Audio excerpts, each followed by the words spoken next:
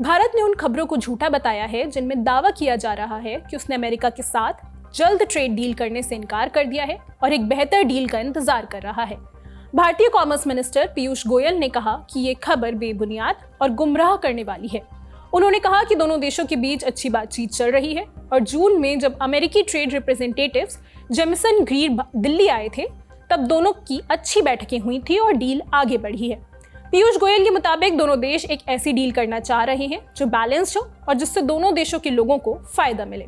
इससे पहले British news agency Reuters ने कुछ भारतीय अधिकारियों के हवाले से यह दावा किया था कि भारत ट्रेड डील में अब जल्दबाजी नहीं दिखा रहा क्योंकि प्रधानमंत्री मोदी को नए ट्रेडिंग पार्टनर्स मिल गए हैं और आर्थिक जोखिम अब कम हो गया है।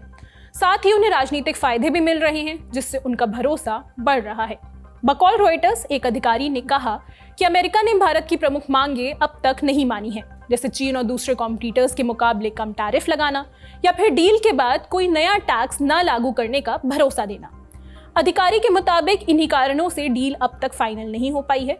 अब भारत सरकार ने इस रिपोर्ट को खारिज कर दिया है, लेकिन सरकार ने अभी भी इन सवालों के जवाब नहीं दिए हैं कि ट्रेड डील पर बात कहां तक पहुंची है, बातचीत फंसी कहां है और डील कब तक फाइनल होगी।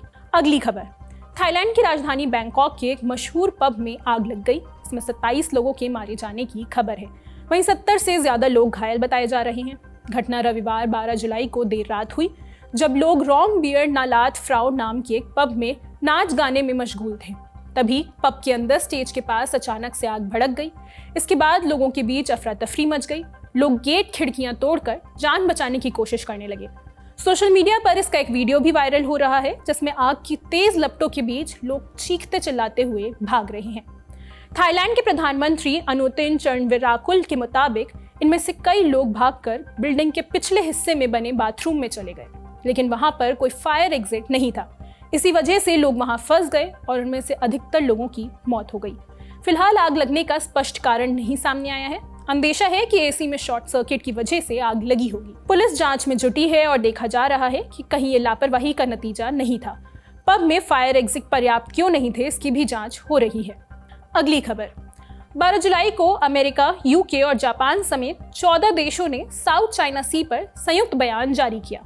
इसमें एक इंटरनेशनल ट्रिब्यूनल की ओर से साउथ चाइना सी पर 10 साल पहले दिए गए फैसले का समर्थन किया गया। कहा कि ये फैसला अंतिम है और कानूनी रूप से बाध्य है। सभी देशों ने कहा कि साउथ चाइना सी पर फ्री नेविगेशन बने रहना चाहिए और किसी भी देश को दबाव या बल के जरिए इस स्थिति को बदलने की कोशिश नहीं करनी चाहिए।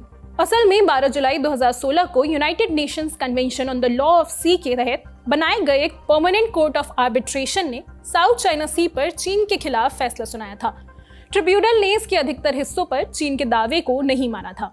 कहा था कि चीन जिस 9 डैश लाइन के तहत इलाके पर अपना अधिकार जताता है उसका कोई कानूनी आधार नहीं है। ट्रिब्यूनल ने इलाके पर चीन के ऐतिहासिक दावे को भी खारिज कर दिया था। इसी फैसले को अमेरिका, यूरोप और जापान समेत कई देश मान्यता देते हैं, लेकिन चीन इसे नहीं मानता। वो फैसले को अवैध और गैरकानूनी बताता आया है।